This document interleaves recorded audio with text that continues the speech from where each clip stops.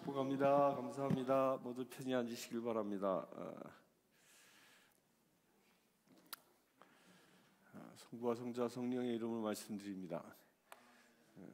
좀 전에 말씀드린 것처럼 오늘 설교는 짧습니다.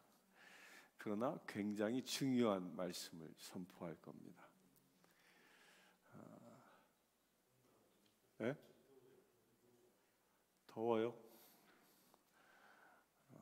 저는 감기가 걸려서 딱 좋구만. 히터를 끄도록 하겠습니다. 히터가 켜져 있나 보네.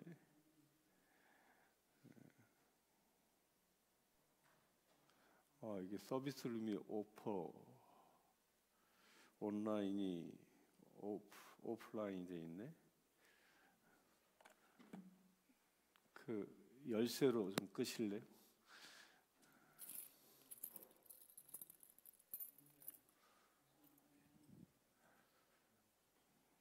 터치 스크린 하시면 이렇게 뜹니다.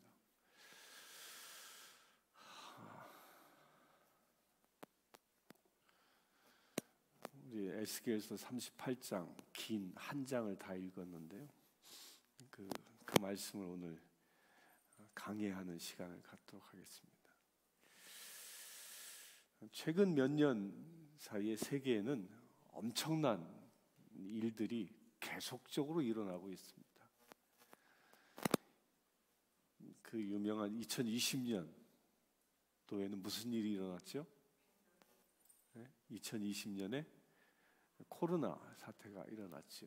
무려 3년 4개월 동안 전 세계를 뒤흔들었습니다.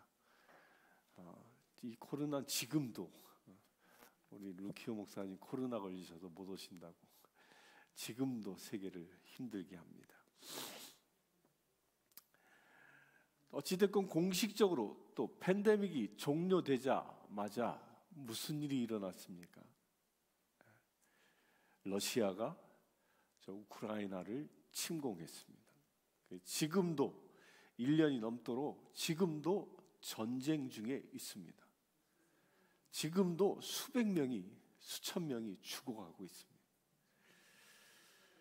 또 그뿐입니까? 지난 10월 7일 날 무슨 일이 일어났죠? 하마스가 이스라엘을 침공했습니다. 아주 끔찍하게 전쟁을 일으켰습니다. 그런데 이런 일들이 그냥 우연히 일어난 것일까? 우연한 일일까? 절대 아닙니다. 역사는 절대 우연이 아닙니다. 하나님이 하시는 일입니다. 놀랍게도요, 지금 일어나고 있는 이 일련의 사태들을 무려 지금으로부터 2600여 년 전에 쓰여진 오늘 읽은 에스겔서가 예언하고 있다는 겁니다.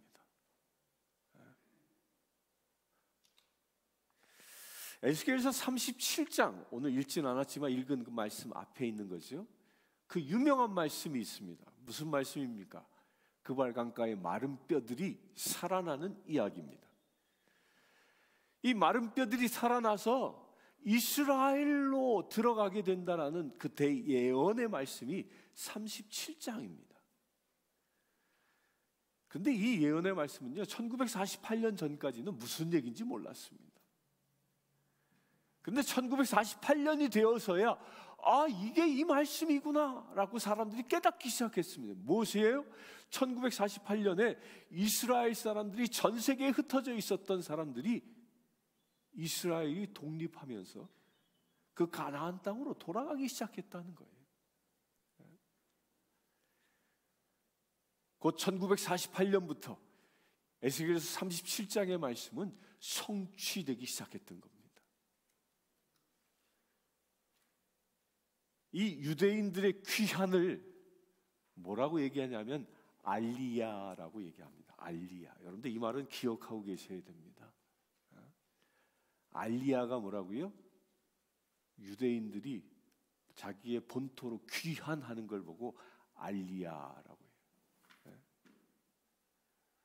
얼마 전에 텍사스에 있는 교회에서 예배드리는 광경을 제가 인터넷에서 봤는데, 그 교회가 무슨 일을 했냐면, 얼마의 돈을 들였는지 모르겠지만 1800명의 우크라이나에 살고 있는 유대인들을 자기들이 돈을 내 가지고 이스라엘로 귀환시키는 알리야 운동을 하고 있더라고요. 이 알리야, 유대인들이 본토로 돌아가는 일. 이게 37장의 말씀이에요. 근데 38장 이어서 오늘 말씀을 기록되어 있는데 다는 보지 않습니다. 대목을 살펴보면서 이 시대에 이 38장이 뭐라고 얘기하고 있는지를 봅니다. 2절에 보면요, 인자야, 너는 마곡 땅에 있는 로스와 메식과 두발 왕 곧 고게게로 쓰여져 있는데요, 여기서 로스가 어디냐면 러시아를 얘기하는 겁니다. 창세기에 보면 다 나오는 얘기예요. 또 이 메섹은 러시아의 옛지명이에요.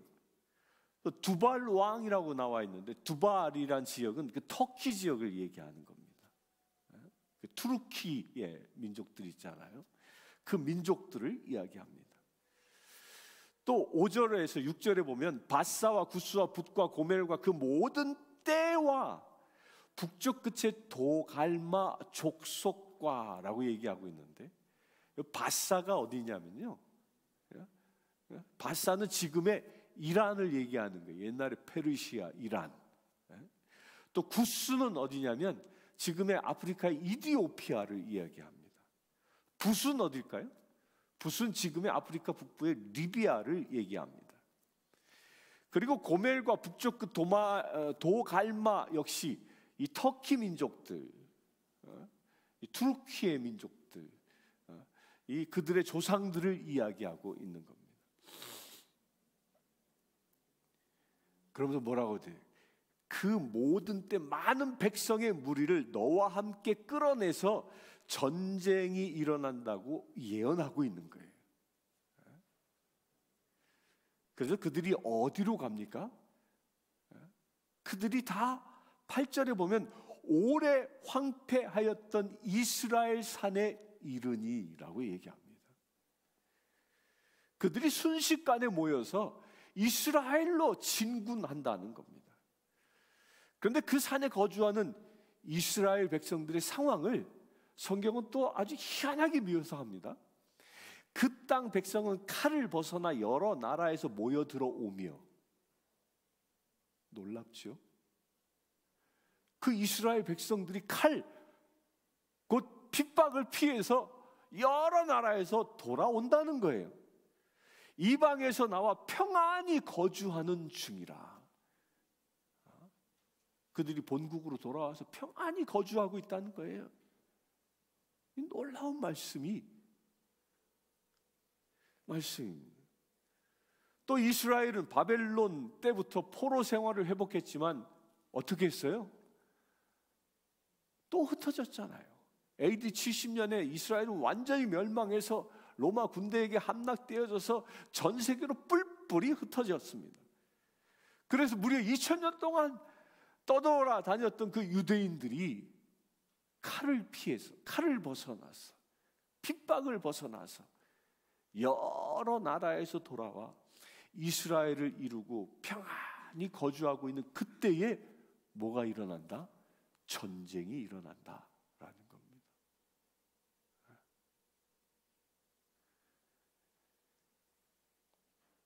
9절에 보면 내가 올라오되 너와 내 모든 때와 너와 함께한 많은 백성이 광풍같이 구름같이 땅을 덮으리라.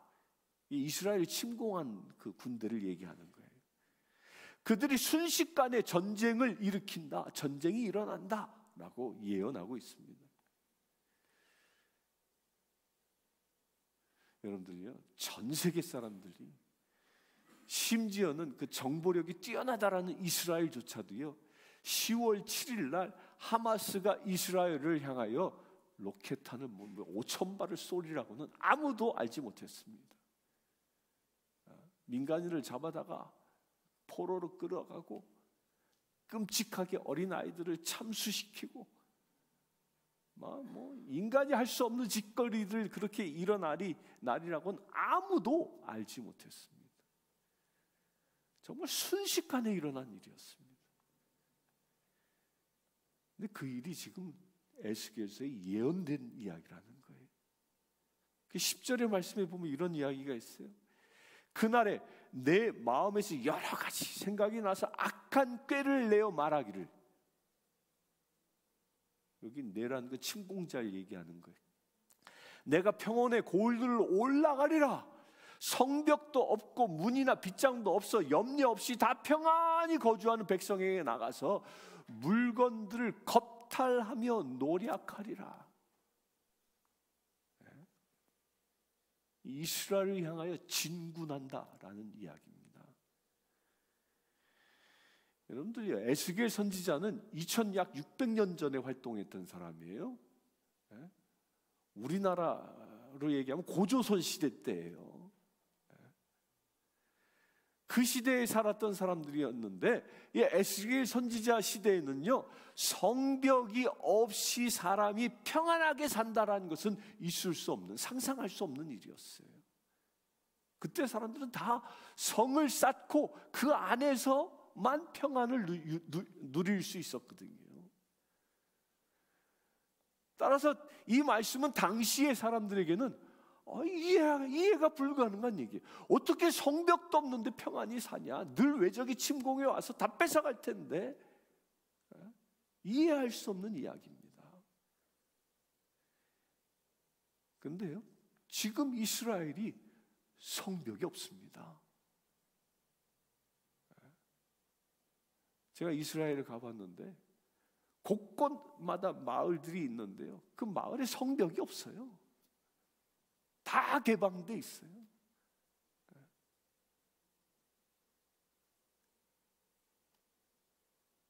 성벽 없이도 평온하게 살아가고 있는 나라가 이스라엘이에요. 그리고 11절에 이스라엘의 물건을 겁탈하며 노략하리라. 이것을 전쟁을 일으킨 이유라고 이야기합니다.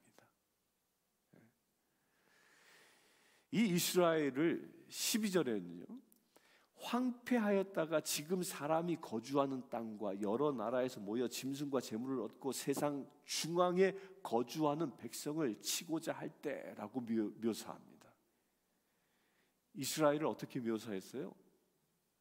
지금의 이스라엘을 아주 2600년 전에 정확하게 묘사하고 있는 내용입니다. 이스라엘 사람들이 그들이 1948년에 가나안에 돌아왔을 때 그 땅은 어떤 땅이었을까요? 여러분들, 이스라엘 가보면요, 그것이 젖과 꿀이 흐르는 땅이라는 건 이게 인간의 상식으로는 상상할 수 없는 척박하게 그지없는 땅이에요. 돌, 광야 있고요, 물도 없고요. 그런데 그 광야 척박한 땅을 이스라엘 사람들이 돌아와서 어떻게 만들었어요? 관계수로 사업을 하고 해서 풍요로운 땅으로 만들었습니다. 제가 사해 지역을 갔는데 거기 정말 단 10분도 서 있기 힘든, 척박하기 그지없는, 뜨겁기 그지없는, 뭐 바닥이나 돌이에요, 돌. 근데 거기를 이스라엘 사람들이 농장을 만들어요. 야자수 농장을. 대추 야자 있잖아요. 여러분들 잘 드신 대추 야자.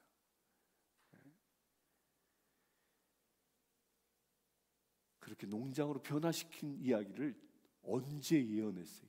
2600년 전에 예언한 거예요. 또 지금요,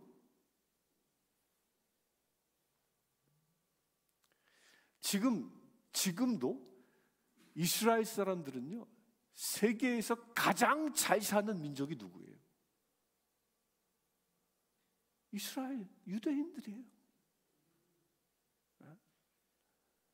여기 내시빌도 집값 제일 비싼데 누가 제일 많이 살아요? 그 유대인들이 살아요. 미국의 연준의 주인이 누구예요? 달러 찍어내는 은행의 주인이 유대인이에요. 유대인.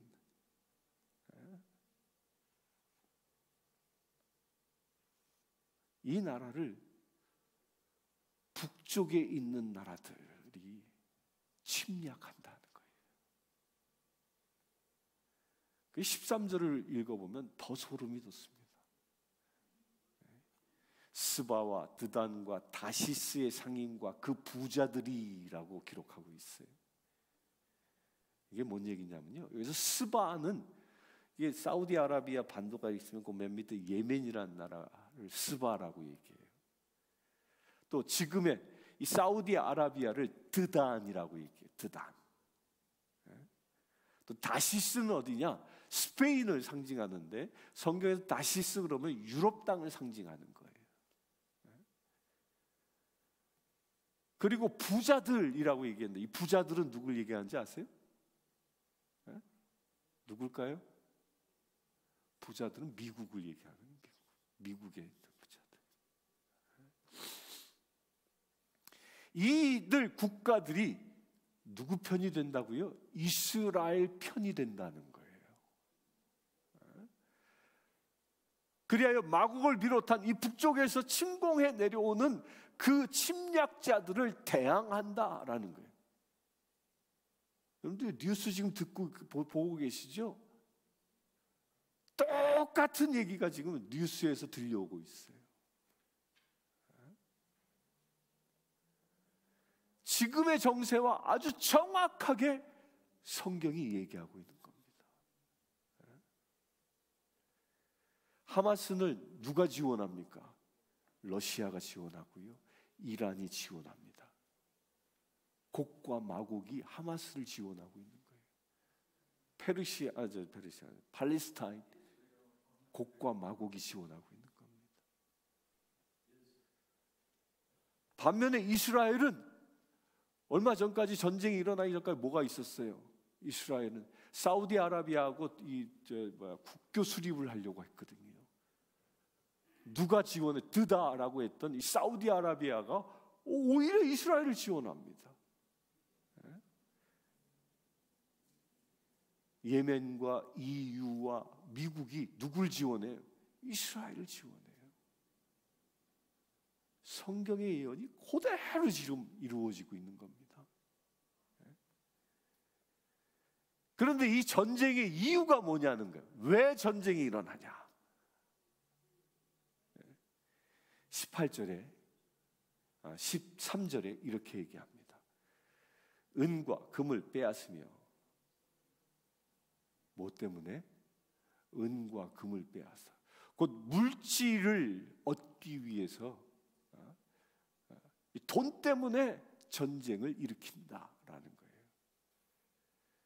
15절과 16절에 보면요, 내가 내 고국 땅 북쪽 끝에서 많은 백성 곧 말을 탄 무리와 능한 군대와 함께 오되 구름이 땅을 덮음같이 내 백성 이스라엘을 지키러 오리라. 고가 끝날에 내가 너를 이끌어다가 내 땅을 치게 하리니 이는 내가 너로 말미암아 이방 사람 눈앞에서 내 거룩함을 나타내어 그들이 나를 알게 하려 함이니라. 이 말씀은요, 하나님께서 이 마지막 때에 큰 전쟁이 한 번 일어날 것인데 이것이 바로 인류의 마지막 큰 전쟁이라고 주님이 예언합니다. 그리고 이 전쟁에 누가 개입하신다고 얘기했어요? 하나님이 개입하신다는 거예요. 하나님께서 개입하셔서 승리를 누구에게 줍니까? 이스라엘에게 준다는 거예요.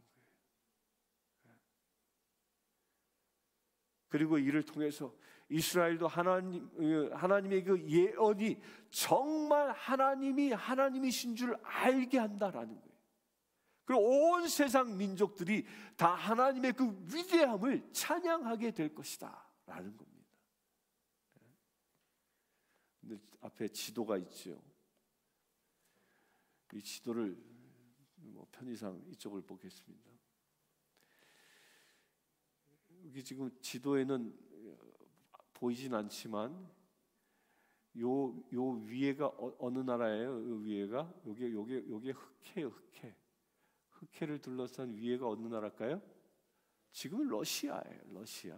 그러니까 곡과 마곡의 민족들이 다 이스라엘 지도에서 보면 곡과 마곡 이게 이란, 이라크, 시리아 이게 다 곡과 마곡으로 상징되어지는 나라들이에요. 이스라엘의 어느 쪽에 있어요? 북쪽에 있는 거예요. 북쪽에.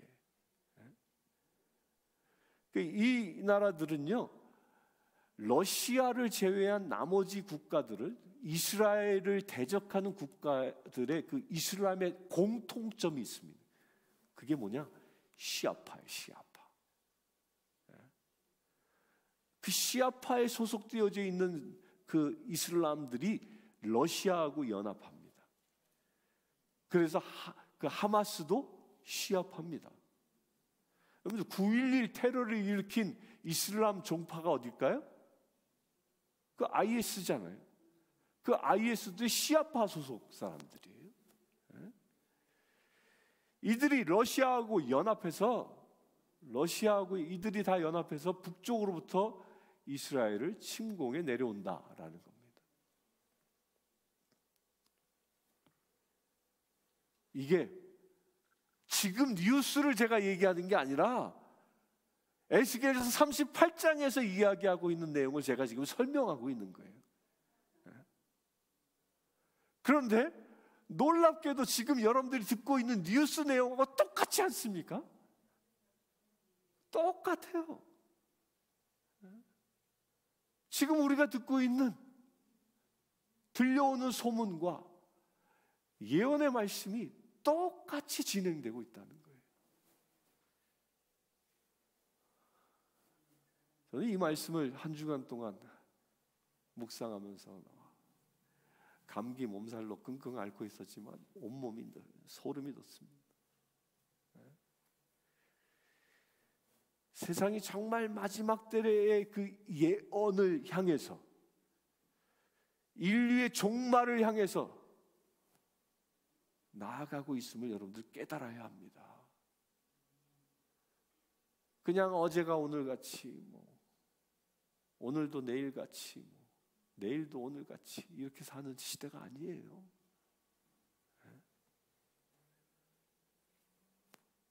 그러면 종말은 어떻게 이루어질까요? 22절에 보면 이렇게 예언합니다. 전염병과 시작이 전염병이에요. 전염병과 피로 그를 심판하며, 피로 심판한다 그랬어요. 쏟아지는 폭우와 큰 우박 덩어리와 불과 유황으로 그와 모든 무리와 함께 있는 많은 백성에게 비를 내리듯이 하리라. 사랑하는 성도 여러분, 이 22절의 말씀도 지금부터 몇 년 전에 쓰여졌다고요? 2600년 전에 쓰여진 말씀이에요.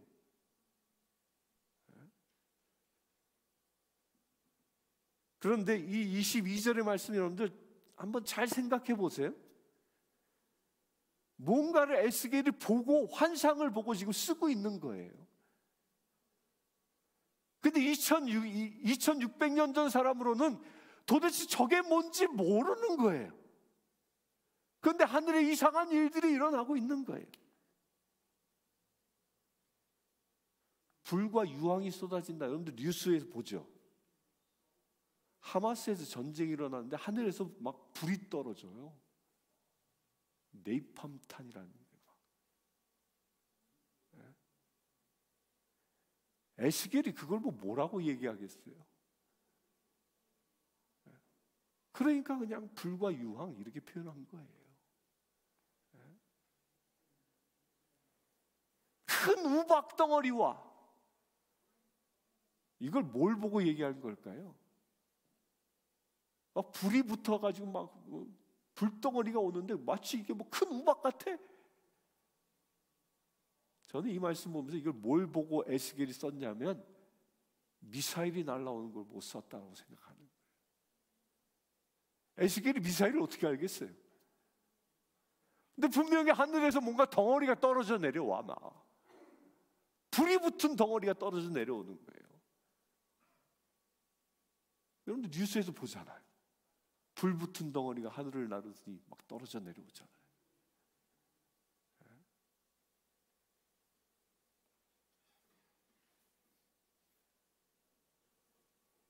불과 유황으로 마치 이게 핵폭탄이 터진 듯한 그런 묘사 같지 않습니까? 미사일 전쟁이 일어나고 있는 이런 전쟁 상황을 지금 에스겔이 보고 있는 거예요. 에스겔이 2600년 전에 살다 보니까 그게 뭔지 모를 뿐이에요. 그러니까 자기가 아는 상식 범위 내에서 그냥 서술한 거지.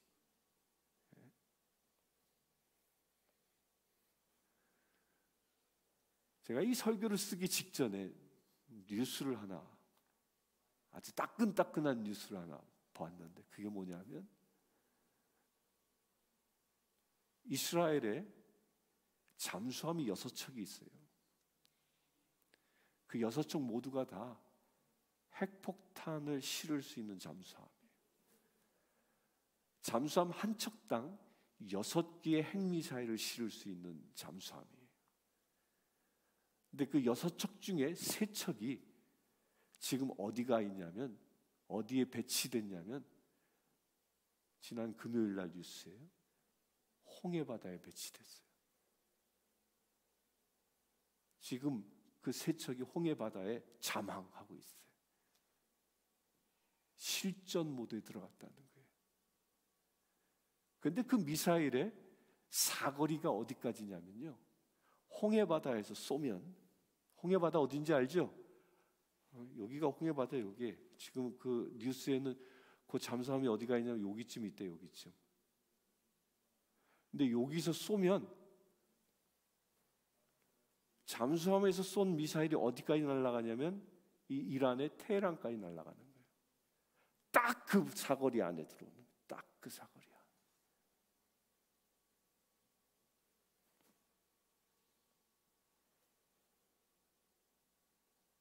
또 그 뉴스와 더불어 무슨 뉴스를 봤냐면요, 소름이 확 끼쳤어요. 이 이란이 이미 북한이 핵 개발했잖아요. 핵폭탄 만들었잖아. 비밀리에 3개의 핵탄두를 수입해서 보유하고 있다는 겁니다. 그래서 이란도 자기들이 스커트 미사일을 만들었거든요. 핵을 탑재해가지고 이스라엘 향하여 겨냥하고 있다는 거지. 뭐 소름이 끼치는 이야기예요. 저는 뉴스를 통하여 지난 금요일 날 이 이야기를 들었는데, 에스겔은 2600년 전에 이 이야기를 보고 있는 겁니다.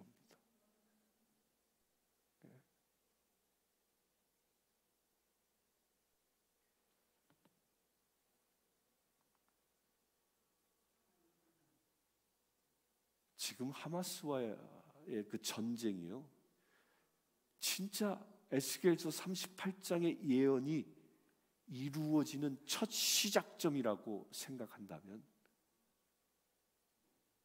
그런데 무시무시한 전쟁이 지금 전 세계에서 시작되고 있는 겁니다. 우크라이나 전쟁 안 끝납니다. 러시아가 아마 점령할 겁니다. 지금 미국이 손 들라고 그러잖아요. 트럼프가 대통령 되면 이제 지원 안 합니다.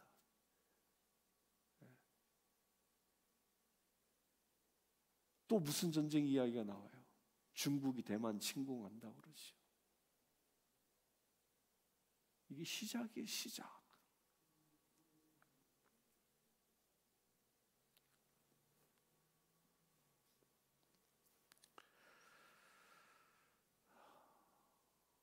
무시무시한 전쟁이, 상상할 수 없는 전쟁이 지금 시작되고 있는 그런 시대에 우리가 살고 있는 겁니다.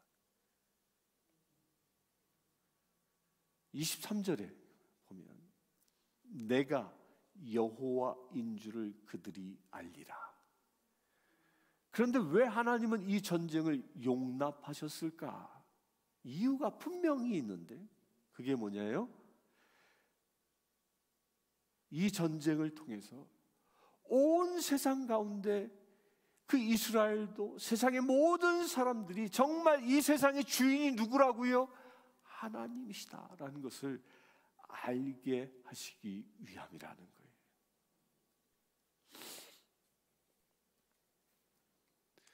지금 우리는 정말 깨어 기도할 때를 살아가고 있는 겁니다.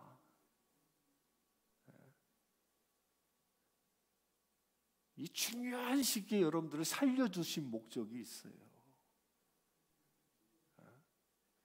이때 주의 나라를 준비하기 위해서 기도하라고 여러분들을 부르시고 살려주신 겁니다. 아멘이십니까? 아멘이십니까? 딴 데 한눈 팔 시간 없어요, 우리요. 그냥 뭐 먹고 즐기고 노래 부르고 뭐 춤추고 이런 데 신경 쓸 이유가 전혀 없는 시대에 그런 건 천국 가서 하면 돼요. 지금은 깨어 기도해야 할 때입니다. 이 전쟁의 이야기가 38장의 이야기 되어졌는데 오늘 읽지 않았지만 제가 기회가 되면 또 할 겁니다. 이어서 39장, 에스겔서 39장에 무슨 이야기가 있어요? 그 전쟁을 일으킨 곡과 마곡이 멸망하고 이스라엘이 회복된다라는 예언이 39장에 나옵니다. 또 40장부터 48장까지 이 9장에 걸쳐서 무슨 이야기가 기록되어져 있냐면요, 그게 다 천년 왕국에 대한 이야기예요. 천년 동안 예수 그리스도께서 세상을 어떻게 다스릴지에 관하여 기록하고 있는 겁니다. 그런데 이 시간표를 보면 우리가 천년 왕국이 오기 전에 무슨 일이 일어나요? 예수님의 재림이 임하지요. 주님의 재림이 곧 오신다는 거예요. 사랑하는 성도 여러분, 지금은요 정말 깨어 있어야 할 때입니다. 아멘이십니까?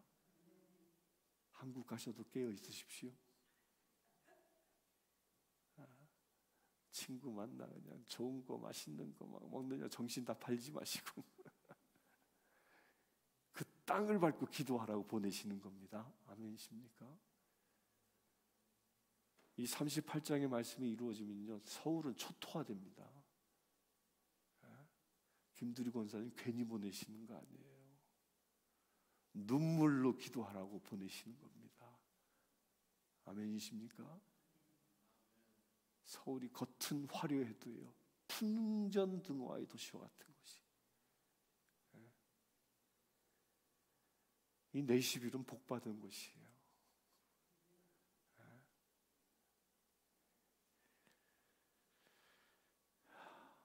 이 시대는요 정말 신랑 되신 예수님께서 곧 오실 것이라는 것을 강력하게 암시하고 있는 시대입니다. 여러분들 열처녀의 비유 아시죠? 아십니까? 5 처녀는 기름을 준비했고 5 처녀는 기름을 준비하지 못했습니다. 무엇을 위해서 기름을 준비해야 하죠? 신랑을 맞이하기 위해서.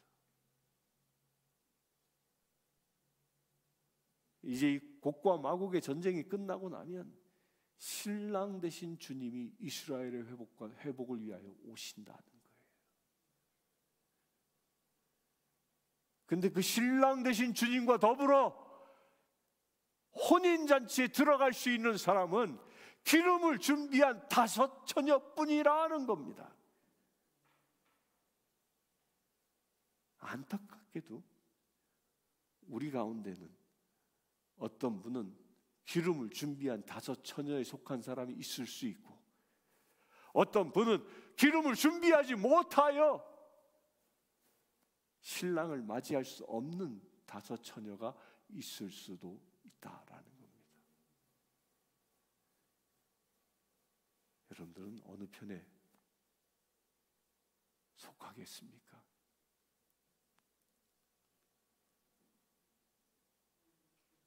기름을 준비한 처녀가 되길 축원합니다. 기름을 준비한다는 건 무엇을 말합니까? 성령으로 충만해 있는 겁니다. 내가 산 것이 아니라 그리스도가 내 안에 사는 것을 보고 말하는 것입니다. 여러분들이 매일매일 살아가는데 내 욕심, 나의 뜻, 나의 마음대로 살아가는 존재가 아니라 주님의 말씀에 의하여, 성령의 능력에 의하여 살아가는 자 되어져야 한다는 것입니다. 그런 사람만이 기름을 준비한 자입니다. 그런 사람만이 곧 오실 주님과 더불어 혼인잔치에 들어가는 사람이 될 것입니다. 여러분들 모두 기름을 준비한 5 처녀처럼 성령으로 충만하시기를 주의 이름으로 축원합니다. 함께 기도하겠습니다. 주 아버지 하나님,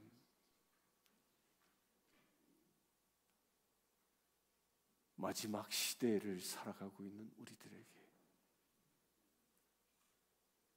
지금이 어떤 때인지를 보고 깨닫게 하심을 감사합니다.